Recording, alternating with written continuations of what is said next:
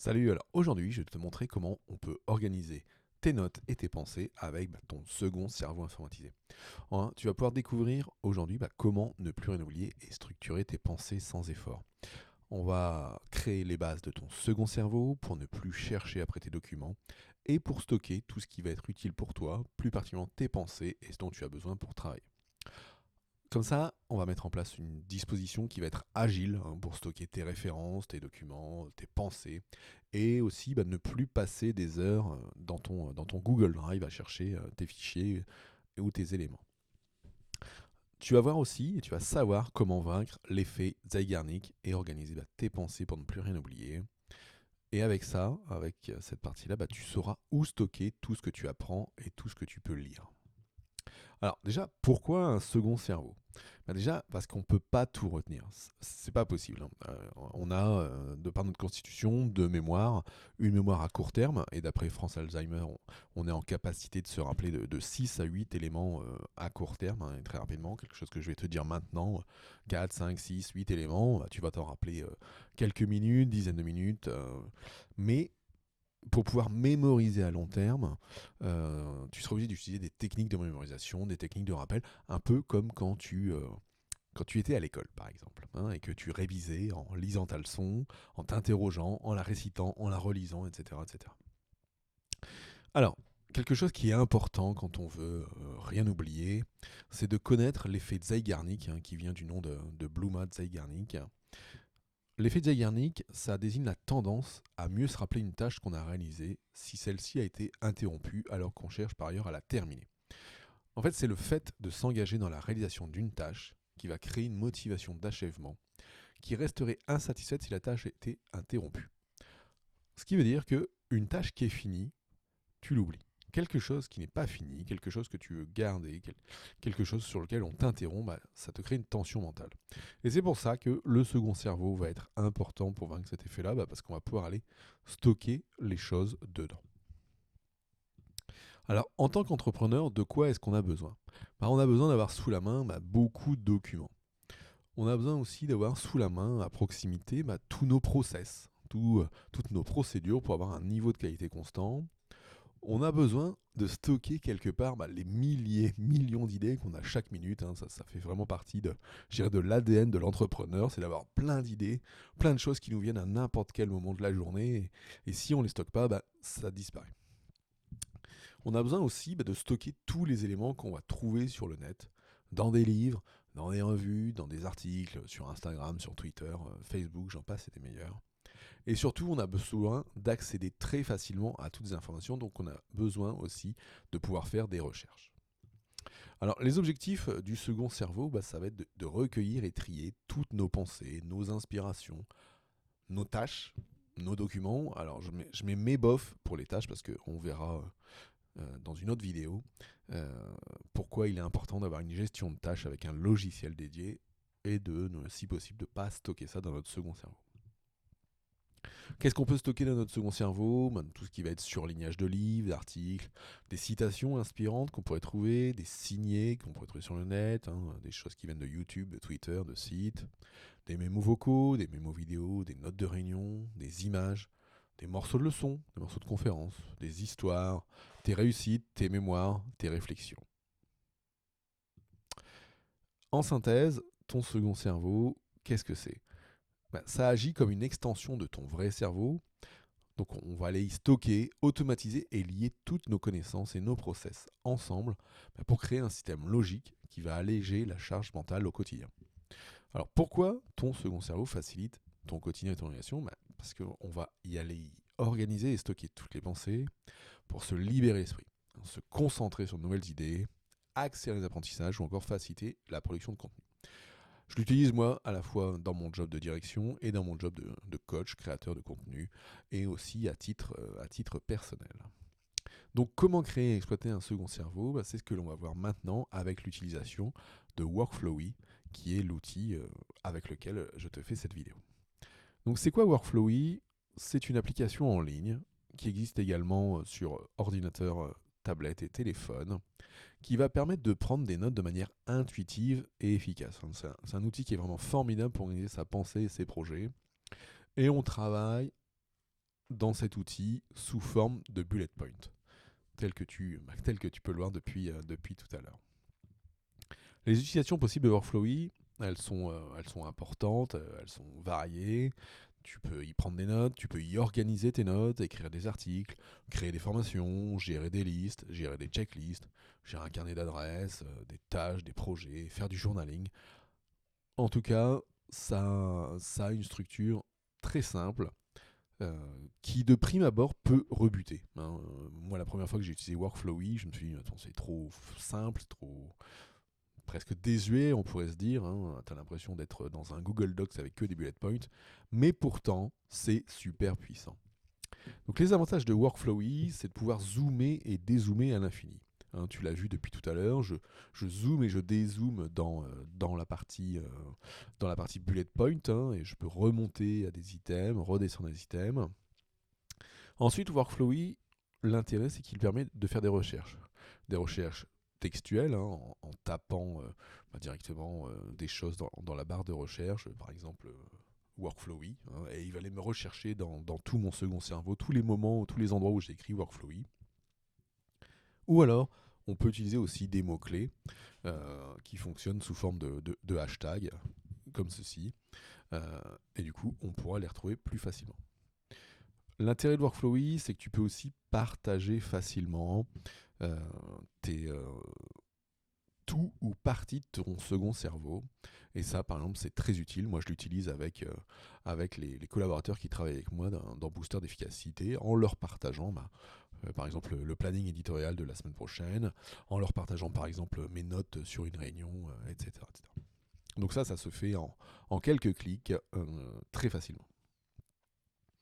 Workflowy, ensuite, l'affichage il est assez simple. Hein. Il peut se faire soit sous forme de bullet point tel qu'on le voit, soit sous forme de Kanban, qui te permet d'avoir des vues de ce type-là. Hein, par exemple, là j'ai créé un petit Kanban avec une fausse to-do list, dans lequel j'ai un item qui est à faire, un item qui est en cours, et sur la droite, un item qui s'appelle fait.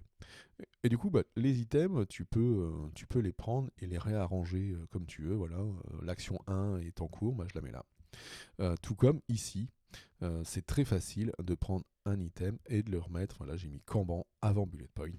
Donc c'est très très très très facile avec un simple clic. Un autre avantage de Workflowy, c'est les intégrations qui sont possibles. Alors, on peut intégrer des liens.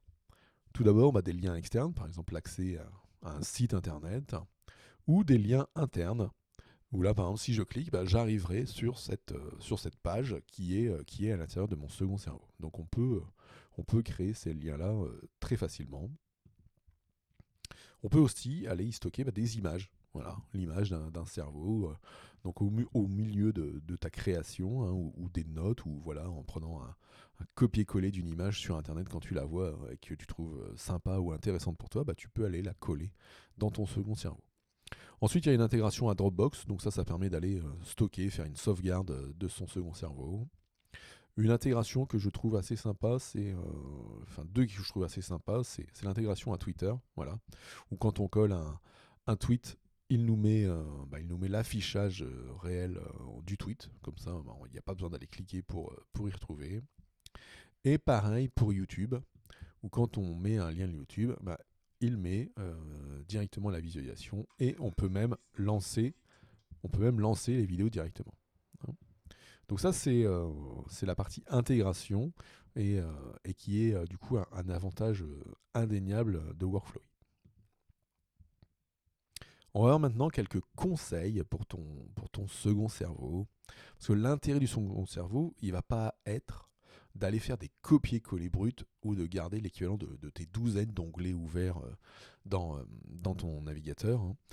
Il va être d'aller extraire, je dirais, uniquement la substance de ce que tu as besoin, la substance de ce qui est intéressant. Par contre, si tu as besoin de te référer par la suite à des contenus que tu vas aller chercher, pense à toujours ajouter la source, le titre, l'auteur et la date de publication. Tu peux même aussi, ajouter de la structure en intégrant les titres de chapitres, les listes de bullet points que tu peux retrouver dans ce que tu captures. Il y a 4 critères majeurs pour faire une capture. Est-ce que ça m'inspire, hein? Est-ce que ce que je vois m'inspire, par exemple des citations, des retours clients? Est-ce que ça me sera utile, en plus une statistique, un diagramme, un morceau, une image? Donc est-ce que ça me sera utile pour plus tard? Est-ce que c'est quelque chose de personnel, hein, qui peut me toucher, dont j'ai besoin? Est-ce que c'est quelque chose de surprenant? Donc déjà en prenant ces 4 critères, c'est les choses que tu vas aller stocker. Ensuite, moi je dirais il y a un aspect qui est primordial, surtout est-ce que cela résonne en toi, hein? Ça sert à rien d'aller stocker des choses qui ne résonnent pas en toi, dont tu n'auras jamais besoin. Donc pose-toi vraiment ces 4 à 5 questions qui sont les critères à la capture. Donc je vais te présenter maintenant la structure à utiliser et que moi j'utilise pour être au taquet dans mon second cerveau. Donc je vais te proposer d'utiliser ma structure, hein, celle que j'utilise chaque jour, qui se définit en 4 plus 1 grosses bullet points. La première, c'est une bullet point que j'appelle projet, dans lequel tu vas aller stocker tous tes projets en cours, tous ceux sur lesquels tu travailles actuellement. Un projet, c'est quoi? C'est une série de tâches reliées à un but avec une deadline, et c'est ce but avec cette deadline que tu indiqueras en titre de bullet point.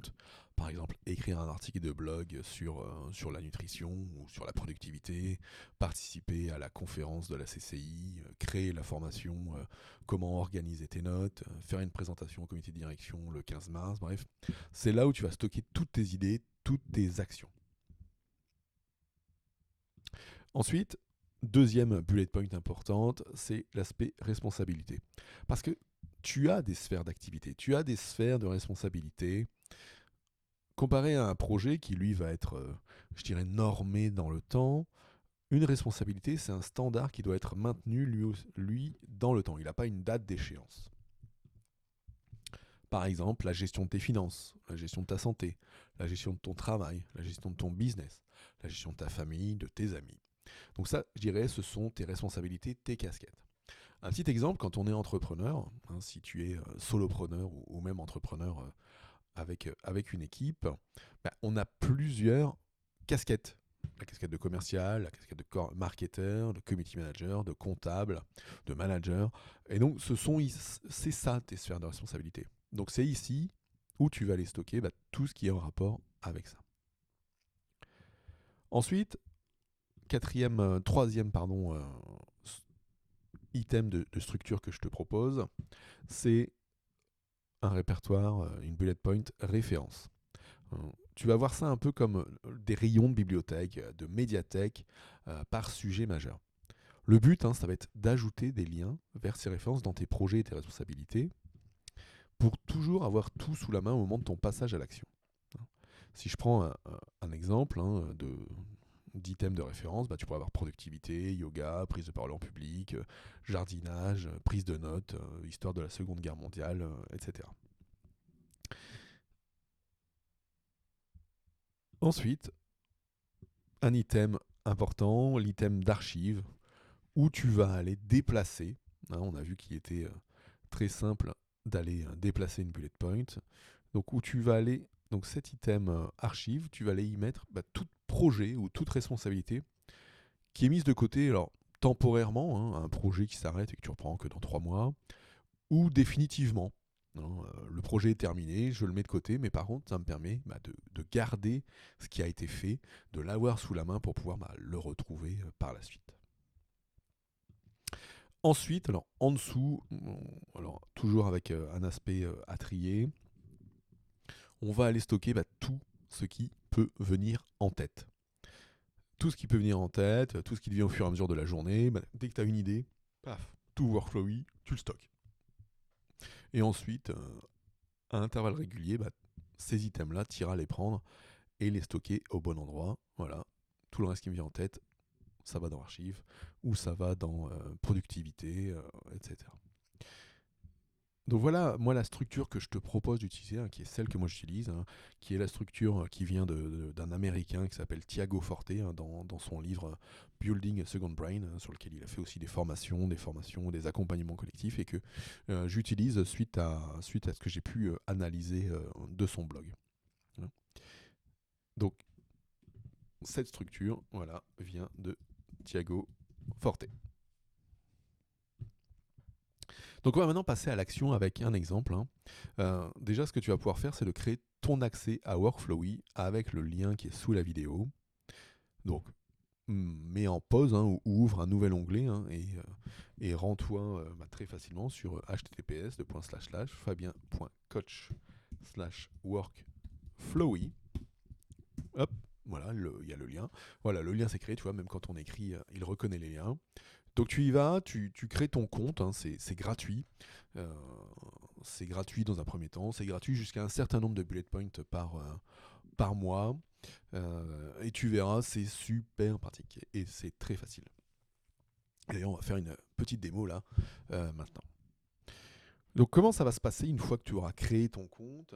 Quand tu auras créé ton compte, tu vas te retrouver, je dirais, sur un accueil qui pourrait ressembler à ça, mais dans lequel la première chose que tu vas avoir à faire, ça va être aller de créer ces quatre items tels qu'on a pu les voir. Une fois que tu as créé ces items, tu peux aller créer les sous-items. Donc là, ici, il suffit de se mettre là et de se dire, tiens, c'est quoi, qu'est-ce que j'ai comme projet en cours? Je fais entrée et je le mets en sous-item en faisant donc entrée et tabulation. Ou alors je la prends et je la mets comme ça. Et je peux me dire, par exemple, j'ai une... qu'est-ce qu'on pourrait trouver? Allez, créer un article de blog pour intitulé Crée ton second cerveau. Pour le 15 mars. Alors quand tu écris des dates, Workflowy est en capacité de les reconnaître et il te propose de les formaliser comme ça. Alors pour l'instant c'est en anglais, Workflowy est en constante évolution, c'est un outil qui a déjà quelques années, mais qui évolue, je dirais, chaque semaine, chaque mois. Donc voilà, donc là par exemple j'ai créé mon projet et puis je peux aller rajouter des items. Item 1 sur l'article, si je trouve quelque chose sur internet, je peux rajouter le lien, etc. Voilà, si je veux masquer, je referme avec le petit triangle sur le côté. Et après, si je veux être vraiment focus sur ce projet, il me suffit de cliquer. Et là, j'arrive sur la page dédiée à ça, ce qu'on voyait tout à l'heure où je te disais que on peut zoomer, dézoomer.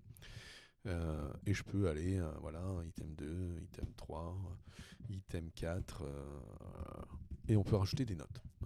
Alors, il y a plein de... Là, pour rajouter des notes, j'ai fait Shift Entrée. Mais sinon, après, tu as un petit bouton, les 3 petits points là, ici, qui te permettent d'aller ajouter des notes, télécharger des fichiers, dupliquer, etc. En l'occurrence, cet item 4 qui pourrait être l'article finalisé. Article finalisé. Je pourrais très bien me dire, tiens, hop, je le partage avec Fabien@appomind.fr, je lui donne un accès et je lui envoie.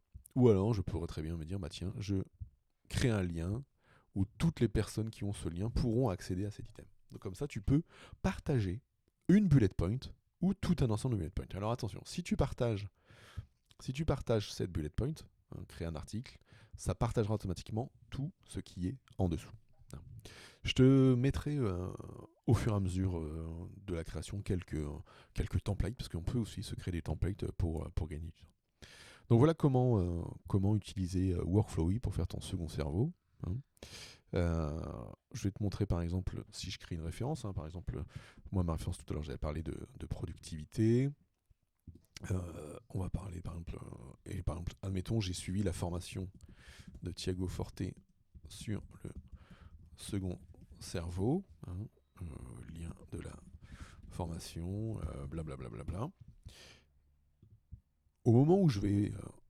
donc ça, ce sont des références, des choses qui sont fixes, que je peux aller stocker. En l'occurrence, la formation de Thiago Forte sur le second cerveau, je peux, admettons, me créer un thème qui serait second cerveau. Comme ça, je la mets dedans. Et je vais te montrer maintenant comment créer un lien. Pour créer un lien, par exemple ici, Hein, j'ai tous mes items pour pouvoir travailler. Hein. Le but, comme je t'ai dit tout à l'heure, c'est que quand tu es dans un projet ou dans une responsabilité, tu as tout sous la main pour travailler. Voilà, ici, il va me suffire de mettre double crochet. Et puis, voilà, je vais faire un lien avec cette formation de Thiago Forte sur le second cerveau. Comme ça, j'ai pas besoin d'aller rechercher, de remonter dans l'arborescence pour repartir de l'autre côté, surtout quand tu verras quand ton second cerveau sera rempli de références, de projets, de responsabilités, ça peut parfois être pénible d'aller chercher. Et donc le but, hein, c'est toujours de se simplifier le passage à l'action, hein, de diminuer la friction. Et c'est pour ça que quand on crée un projet ou une responsabilité, on y met tout de suite toutes les ressources, hein, tous les liens vers les ressources pour pouvoir s'y référer facilement. Parce que du coup, quand je suis ici et que je veux retrouver ça, bah voilà, j'arrive directement à cette formation. Et du coup, Workflowy est en capacité de te dire tous les endroits d'où ça vient. Donc là, créer un article de blog sur le second cerveau, je peux là, et du coup, je peux retourner de l'autre côté. Donc voilà comment tu peux créer très très très facilement ton second cerveau. Quand ton article de blog il est fini, tu le bascules en archive et basta. Il est là, il est de côté. Si tu veux le retrouver, un petit recherche. Hein, si je mets blog, voilà, il me le retrouve directement et je peux accéder. Voilà. Donc ça, c'est ma structure, hein, la structure que j'ai itérée avec ce que j'ai pu récupérer des travaux de Thiago Forte, avec mon utilisation de cet outil Workflowy. Voilà pour cette vidéo du jour. J'espère qu'elle t'a plu, j'espère qu'elle t'a convenu et que tu vas pouvoir mettre en place ton second cerveau. Allez, bonne journée, ciao ciao.